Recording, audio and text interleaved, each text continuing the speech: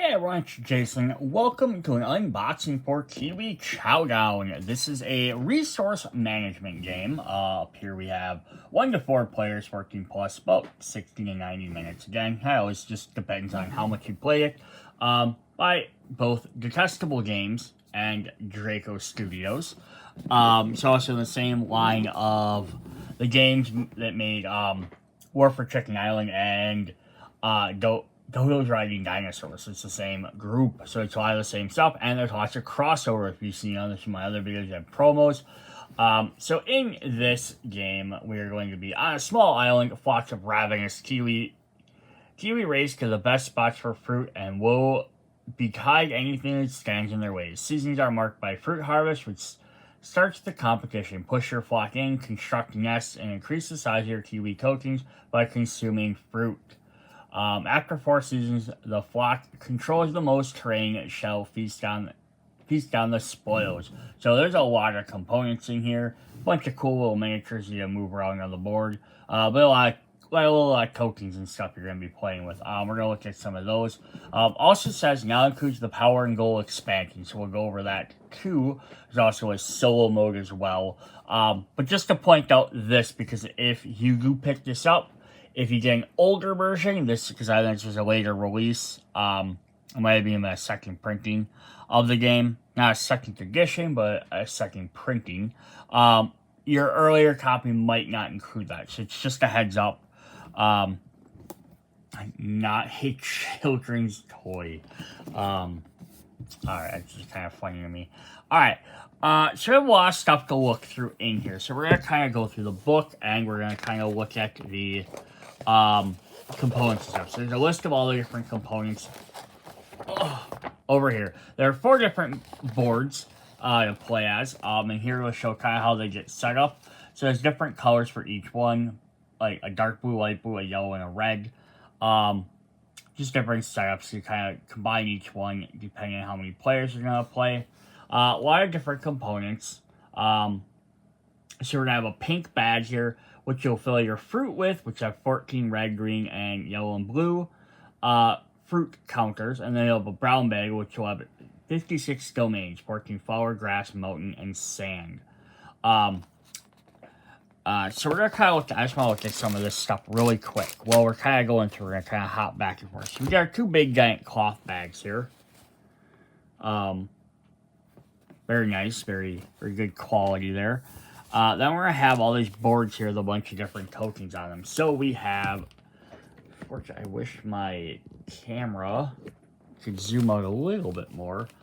We have our our island boards here to start with. And the islands are going to be different. So like each one, they're going to be the same shape.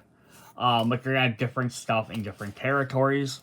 Some are going to have more colors than others.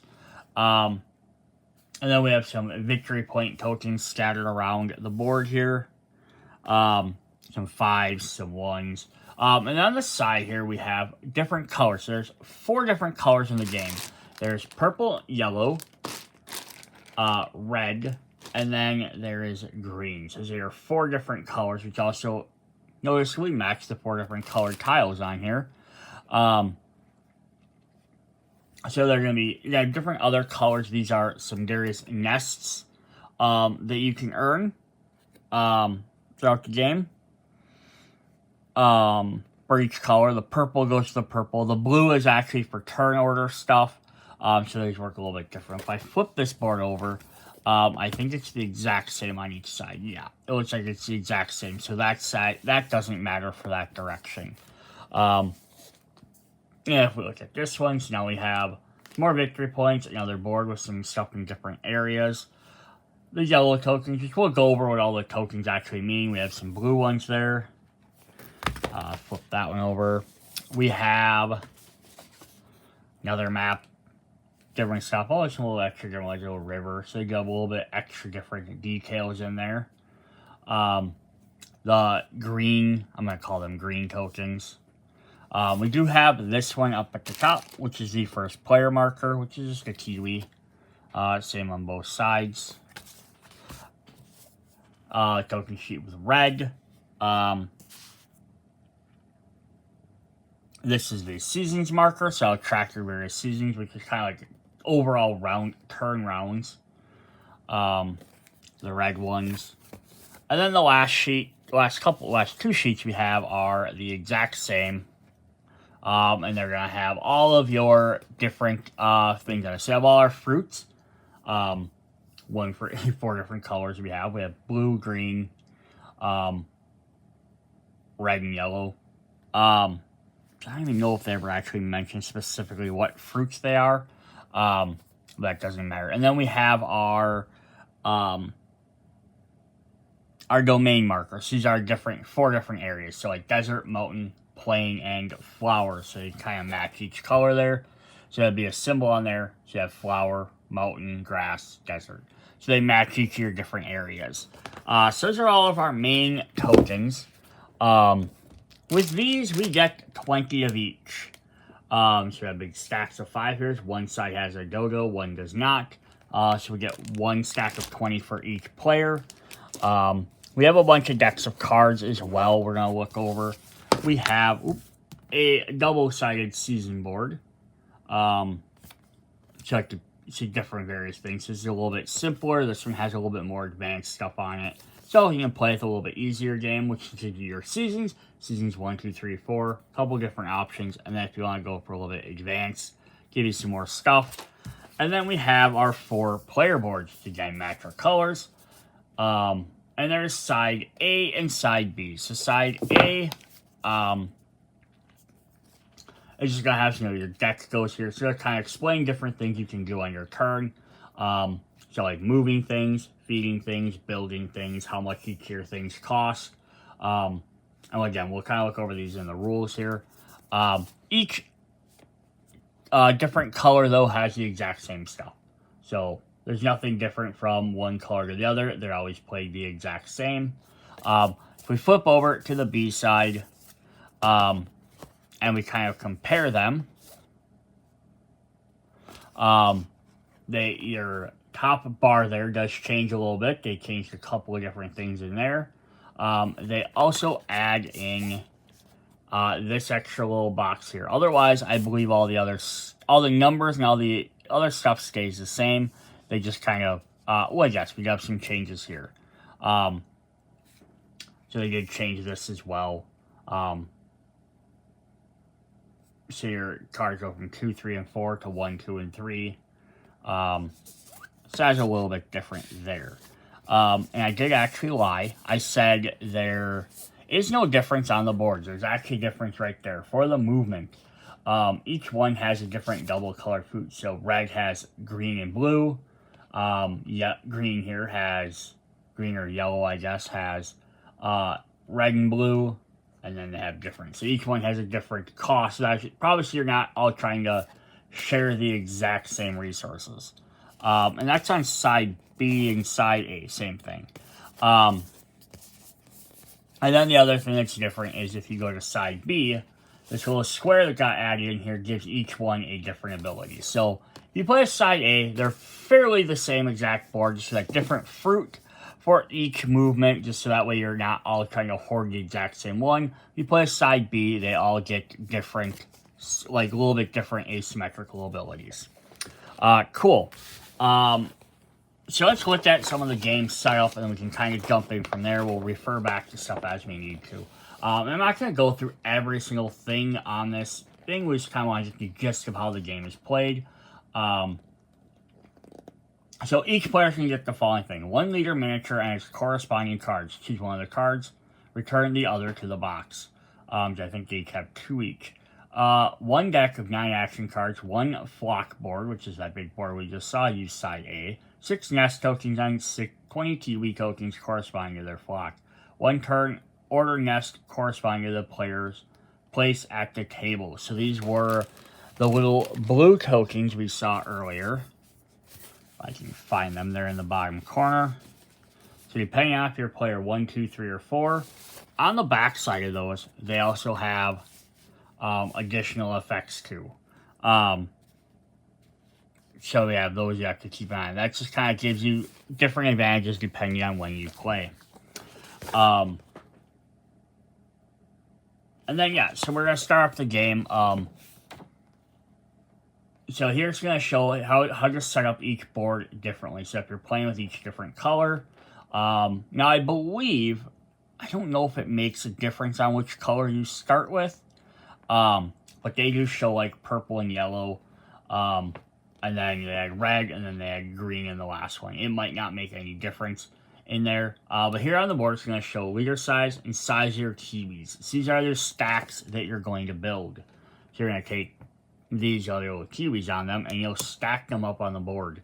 And this is just showing how you start the board off. So, like, yellow starts with your leader and 2, and purple starts there. So they're very asymmetrical. So 2 and 2, 2 and 2, and then, you know, 2 of one color and 2 of the other color. Or 3, and, you know, get some different stacks. And then as you add up the game, kind of tries to balance it out a little bit. So we have some 2s, lots of ones of each. Then we have some singles, and then 4 just expands it out even a little bit farther. Kind of goes opposites versus triangles, or that way. So the board game will start off kind of looking like this. All your different cards will start there. You'll start with some various tokens, each different spot. You'll have all your boards like this. You'll place all your different nests on top of the boards. Your leader card there. Collect some of your other stuff. You'll have all your tokens sitting up there ready to go. 1 for each. Yeah, so very simple. I don't want to get into too much of all these specifics. Just kind of want to get into what the game does. So, how do we play? That's what we want to look at. Try to gain the most victory points by claiming hexes on the tile as domains for their flock is accomplished by establishing dominance over the flocks in multiple hexes. Victory points also be attained by building nests and competing for seasonal objects. So, game season. Each game consists of 4 seasons or 4 rounds. So season change, actions, card resolution, and domain marking. So you have different stuff that's going to happen. The first turn. First card, flip your turn order nest to the number side. Second, third, and fourth season. Pass the first player marker to the next player. All players discard used action cards. Use your leader ability, flip it face back up. In turn order, each gains benefit to the nest and covered on their flock board. Second actions, you get, second thing, you do your turns. Play actions. In turn order, play a card from your hand, placing it face up above your flock board, resolve the actions. Usually, move, build, or feed is played out. Afterwards, draw new cards from your hand. You shall always keep 3 cards in your hand unless you're playing with the power expansion. Next player plays their cards, including all players place 3 cards, place them on the corresponding slots of their flock board. So, you'll be placing them up on the top. Up there at 1, 2, and 3. Season card resolution. Once the action card phase is finished, review the objective of the current round. Season card. The player beats all other players in a condition shown at the top right, gains a benefit listed on the left side of the card. All other players receive benefits on the right side. Discard afterwards. Note the benefit showing is victory points. The player beat all other keeps the card as a reminder. We're going to skip that for now. We have domain markings. And the last thing that you do in the game here, or last round, is during this phase, each player places 1 domain marker on the island board in turn order. To place 1 marker, choose a hex without a domain marker on it. We have established dominance. So your domain markers were your,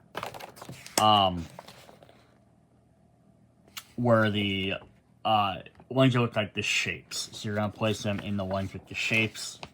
So it says, if you have at least 1 available domain marker in your player reserve with a symbol matching that of the chosen hex, you can fulfill the above requirements. You may place the unused marker on the chosen hex. Take 1 Kiwi token from your flock board, reserve, or island board, wherever you choose. Place it upside down on the marker. It no longer counts as a Kiwi. It cannot be pushed or removed from play. In this phase, if you take the Kiwi token from your flock board, you receive the uncovered benefit. Each hex can only contain 1 marker, so you should make sure you should clearly choose your hex you need during this phase. Remember to keep your reserve face down. So basically, you're going to play it face down on there, so it's going to show that now you are in control of that. And so what they're saying is on your board here, you're going to have all these spaces filled up. So as you start removing these, you're going to gain extra benefits as you remove your tokens from your board. So player reserve here, which we were just basically talking about, is you have a player reserve consisting of fruit domain markers and those Kiwi tokens that have pushed off the board or exploded. Whenever you need to place a Kiwi on the board, you have no Kiwis on your flock board, you must take from your reserve. If you are required to place a Kiwi token for any reason, you have no tokens in your flock or reserve, you may take one from anywhere else on the island board, maybe downsize the Kiwi if you like. Maybe it went on a diet. This is the only time you can arbitrarily remove tokens from that board. So, objectively, if you have to place stuff, usually you want to take it from your flock. Then you can take it from here. You can always choose to take one from here first if you want, but there's almost no reason not to take one from your board to gain your benefit first. And then lastly, you can move something from somewhere else in your game. So a big thing here is dominance. Player establishes dominance on a hex as long as that player has more Kiwi tokens than any other individual opponent in that hex. If there's a number of Kiwi tokens, if there's a tie, nobody has dominance. So this is the thing. What you want to try and do is have dominance to control that area. Kiwi tokens count for establishing dominant size. Each Kiwi of any size counts equal to its size. The leader counts as 3. Each nest controls 2. So here it's showing purple has 6. So they have 1, 2, 3, 4, and then 5, 6 for their nest. So it's showing that it counts as 2 there. Yellow has 2, blue has 1, and then red has 3. So 1, 2, and then 3 for its leader. So that means purple would be in dominance. And that's just showing that. If the domain marker barrier is empty and you take a marker, you won't be able to take it. So yeah, as you get later in the game, that might be harder to grab them. So that's where it kind of gets a little bit strategic in there, because if you want to place, for example, if I want to take over this and I have more stuff here, I still have to have a dominance token for that particular color. So having just the most in one spot doesn't always mean you're going to win that area unless you also have one of them tokens. So you got to manage that. And then we have action cards. So after playing out the actions on your chosen card, you then draw a new card from your deck, so you always have 3 in your hand. If you're required to draw a card and your deck is empty, you're going to discard a pile face down. If you're unwilling to play an action card, you must play one face down, has no effect. As compensation, you may draw a card from your bag. There are 3 types of cards. Actually, there's 4. There are 2 move cards, 2 feed cards, 2 build cards, and then there are 3 wild cards, which have various effects on them. Gain any action, or gain 4 fruit. Gain action card, any action card, or gain 1 fruit. And place a 2-size Kiwi, or gain any action card, and place 2 fruits and 1 domain marker. So you play this card, and you play it as any other action card, move, feed, or build, or gain one of the other benefits. Just give you a little bit more variety to do stuff. Alright, so then we have our 3 different types of cards. So just a sec, before we get into that, we're going to look at these cards quick. So here's our feed card. We're going to get 2 of those. We have move cards, which have 2 move symbols on them. We have build, and we get 2 of those. Did I mess something up here? I probably did, yeah. And then we have their wild cards. So it's going to give you 4 as a little fruit symbol, as a multicolor, so you get any 4 fruit. 2 fruit or a domain token. So this might be how you get your domain tokens. Or 1 fruit and place 2 Kiwi. So those are your deck of cards. Now each color is going to have the exact same thing, just with their color coded on them. So they're all the exact same. And on the backs, they're going to be your various colors, so you can easily tell them apart. So those are the different ones. You're not going to show off each individual one separate, because they're all the same. Alright, what do we do with action cards then? If you play a feed card, which is the one here showing a Kiwi with its mouth open, pick a Kiwi on the island board you want to feed. You may feed a Kiwi from an opposing flock or from your own flock. You can't feed a leader. Pay different colored fruits equal to the next Kiwi growing size. 2 fruits is for a size 2, 3 fruits are size 3, and 4 to explode a size 3. If the owner of that Kiwi takes the Kiwi token from their flock board, or the reserve board of the island. If the player doesn't have any more tokens, they place it on top of the fed Kiwi. So you feed a Kiwi. So if we have our board out here, and kind of just show it on there basically. Yeah, so you build them up 1, 2, 3. So once you play one, you just keep building it up. And it shows how much their cost. So feeding a Kiwi of your own gives you a domain marker. Feeding one of your opponent's Kiwis gives you a 2 domain marker. Why do you want to feed your opponent's Kiwi? Because there's a limit of Kiwi growth. If a size 3 Kiwi is fed, do not place a 4th one. It explodes. Each player should take the tokens and place them in their reserve. Player provided the explosion pushes all the Kiwis in that hex. Yeah, so that's, again, very strategic on trying to control the area, because having 3 is great, and it's going to help you give the dominance, but you also got to watch out. Someone might feed your Kiwi, explode it, which then pushes everything else out of the way, which could be strategic as well, because maybe you can move some of your guys to other spaces you need to do, but it could also wrecks their plans as well.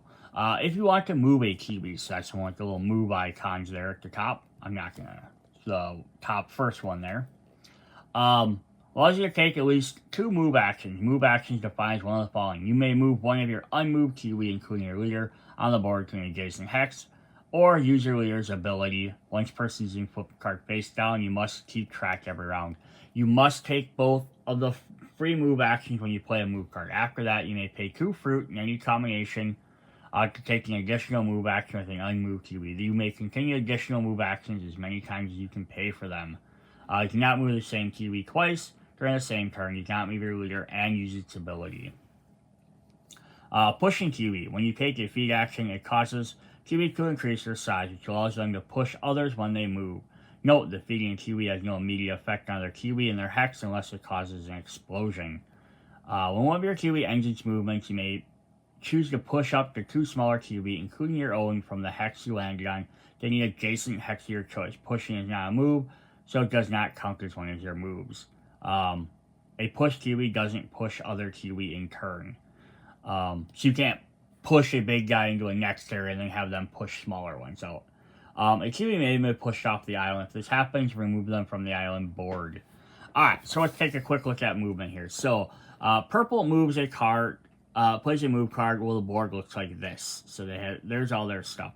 So they want to move their stack of 3 down to this, from this pink down to this yellow hex. So when he does, he pushes the 2 smaller Kiwi from that hex, affecting both. He's only 2 size Kiwi and pushes the green one. So when he moves a 3 there, he's going to push 2 smaller ones. So he opts to push, green one gets pushed off the board, so it goes away. Pushes the smaller purple one into that size. So now, if we look at the board state, he now has a 3 on this one, so he controls that. And he had 2 there, but instead he moves that 2, he moves his 2 from the purple up into the green, which then means he can push the yellow out there and push a purple down here. So that gives him, currently, dominance here. He has the most there. He has 2 there, so he's tied with red for that one. But he has 2 there, so he's beating red on that one. So you kind of see it's a different way to do stuff. You can push 1s, push 2s. Always has to be something smaller than you, though. That's basically how actions work. The build card. Choose 1 hex without an X where you have at least 2 Kiwi tokens. You've established dominance. Choose a nest from your flock board you want to place. A tree, a control, or a cave. Pay its cost of fruit. 2 identical fruit for the nest in the first row. 3 identical fruit for the nest in the second row. So they're showing that. So they're just kind of showing some of this different stuff here. So for movement, you can pay an additional 2 fruit to move someone. To feed them, pay 2 different fruit to increase the stack, and then you can pay 3 to increase it up to a 2 to a 3, and then 4 to explode. And that's showing you gain 1 for eating, 1 for yourself, and then 1 if you give it to an enemy. And then here it's showing your build. Gives you 2 spots on there, but now you can, for 2 identical fruit. So these all use different fruit. These use identical. To either build one of these ones, or your second ones get a level 3. But also notice the difference in here is these ones down here will have a little bit different abilities on them as well. Just little things to note. So we have placing us on a chosen hex. You may not choose to check from the second row if you built one from the first row. Immediately earn the benefit to the upper right corner of the uncovered nest. From now on, during the season change, you benefit shown in the lower left corner. So that little lightning bolt up at the top shows you get that immediately. So if you build that tree first, you gain 1 fruit. Or you can get a move, or you can build up a kiwi. Then after that, during each season, you gain the one from the bottom. So either +2 fruit, grow a kiwi, or gain 1 fruit, 1 build. Remember, each control nest counts as a size 2 kiwi in that hex. Each nest you build from the second row counts as 1 victory point. So the little board does really explain all that stuff very well. Awesome. So we got that stuff. Then on our flock board itself, I'm not going to go over, we kind of looked at all this, just showing all the different stuff down there. The only thing I didn't look at was number 4, which is player resource limit, 3 action cards in hand, and 10 maximum fruits. If any time player has more than 10 fruits, they must return them. So yeah, you can't just keep collecting fruits so other people can't get them. And then the Kiwi track token. Starting at the 3rd token slot, revealed icons grant immediately benefits except during the season change. After placing a Kiwi appropriate player uncovered icon, gains the benefits shown there. Each benefit can only be received once per game. Slots in the token are never repopulated. Kiwi tokens moved from the island board are placed into the reserve. If one of your size 3 Kiwis is fed, you do not remove the Kiwi token from your flock board, therefore you do not uncover any slots. Yeah, so very interesting. And then on there we have some asymmetrical stuff on the side B, if you wanted to play at them. Red, during the domain marking phase, you may pay 1 fruit to gain a second domain marking. Still require dominance in both hexes, and their types must match the domain marker. So red can place more dominance tokens. Green, whenever you gain any amount of dominance tokens, take an additional 1. Purple, whenever you gain benefits from the flock board nests, immediately placing, get those benefits twice, not including victory. And then yellow flocks is whenever you play any amount of move actions, gain 1 additional. You can push kiwis of the same size. That's kind of neat. Gives each one a different little aspect to play. Yeah, so those are our basic rules of the game for how to go through. Then we have our flock leaders, which are going to have special abilities. You can activate their special abilities. You do not feed them. This is just kind of showing some different stuff they can do. Lets him move, lets him push stuff in between them, so he can move from one space to the other. And we'll look at them a little bit closer here. We also have all of our season cards, and this is a little guide to help show what different stuff you can do there. I'm going to kind of we're going to do a part 2, we're going to go through all that stuff. I just want to go through the rules here. In the end game, during the last domain marking, the 4th round, each player reveals all domain markers on their player reserve and places as many as they can on the board. At the end of the game, players now count victory points. Each domain marking on the board is worth 1 victory point. Each uncovered built nest is worth 1, and each additional victory point made from season cards. Yeah, so this is just kind of showing them scoring. Each one's going to gain stuff for each victory domain marking they have on the board, plus flocks, plus the other stuff. You can see how the board can kind of look towards the end of the game. Have some nests out there, have some caves, have some domain markings. And then it's showing there, it says players can place, so red can place 6 of the 9 domain markers they retain, adding in the final score of 9 points. They're the only player with Kiwi and hexes A and B, so automatically they take over those. And then the control nest to C counts as 2 hex, so they beat green on that one. And then red and green tied for D, 1 token plus 1 leader, counts as 3 versus 2, and a control nest counts as 2, and they're tied in the other ones. So it's just showing where they can go, so they can get a couple in A's, because they control them and they can get 1 and B.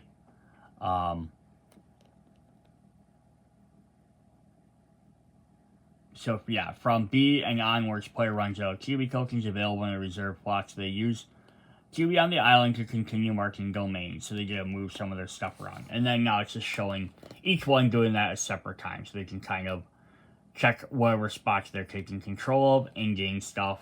It is showing that they can move some of their tokens around as well. Like there it says B, yellow controls 2 nests, and tokens B, player runs out of tokens available in the reserve, so they use a Kiwi on the island board to mark this hex. So if they want to take control of it, they have to move one. So here they're doing it because it's the nest. That's why they're moving one over. But if they didn't have a nest there, or they didn't have a Kiwi from somewhere else, they can't take control of it. Like this B, they have to flip that one over. So they basically lose that nest down there to just being the dominance token.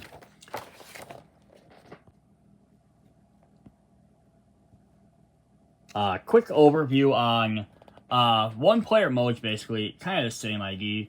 This is the Kiwi does not gain fruit and cannot gain leader, but there's some extra different stuff. They have some extra different abilities and how they work. Yeah, there's a solo mode, which is really fun.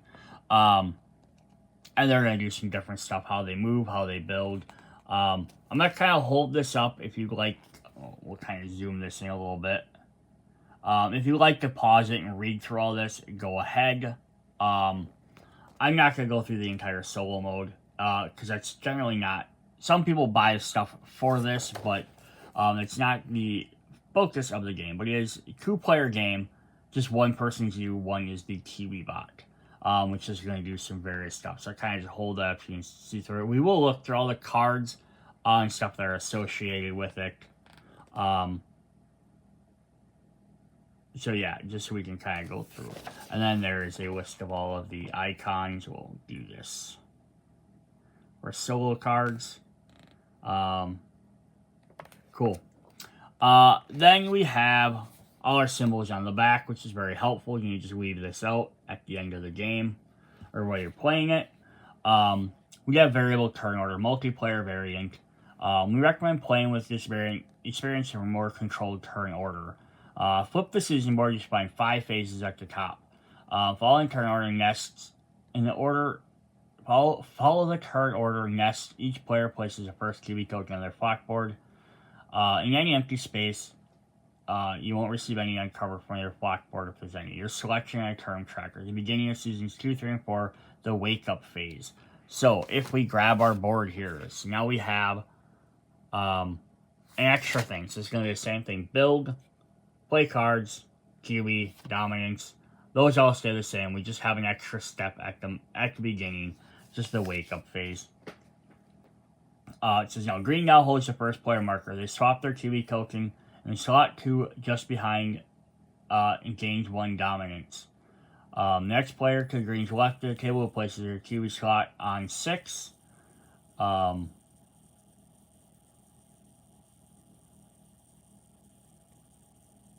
It follows the right to the previous. Yeah, so they're going to play stuff on different things. So I think it determines turn order. Past the first player mark, you do change seasons. Move every Kiwi on the turn track below the track. Set the track to the previous side. Start of the player who has the first player proceeds clockwise. Each player takes their Kiwi, places on a different slot other than the one they chose during the previous season. Gain the benefits indicating a slot or pay, if possible, the resources indicated. During the season, the turn order proceeds accordingly to the turn tracker. So it's basically the idea of this. Instead of always going person A, person B, person C, is what you can do is you can opt to decide when you would like to go. Instead of always going, in order, is you can opt if you like to go first, you get 1 extra fruit. Second player gets token, third one gets that, so you go a little bit later. And then over here, you actually have to pay if you go later. But why might you want to go later than some other player? And why would you want to pay a cost? Because maybe you want to see what they're going to do, and then now you can affect everything else. Because if they move and they build up this and this and this, and they do all that stuff, and then now you can come through and push all their tokens around or feed your Kiwi after them. So you might want to go last. And you know what, you might be like, it's a 4-player game. Why do we have 7 slots? The idea there is because if you absolutely want to go last, you're going to pay 2 tokens. Or the same thing, if you absolutely want to go first, you're going to go first. But you could opt to go 5th and then hope that maybe other players all take this. You know, maybe someone else sees you go 5th and might be like, okay, I really don't want to go, I want to go after that guy. So then they have to now pay more. So that kind of penalizes them as well. Yeah, so it's kind of an interesting, different mode. Alright, so that's what we have for the rules overview. Well, I'm a lot of overview in here. Come back into part 2, we're going to actually look through all the rest of the cards, read the leader abilities, and see some of that stuff. So hope you guys come back and see me then. Bye.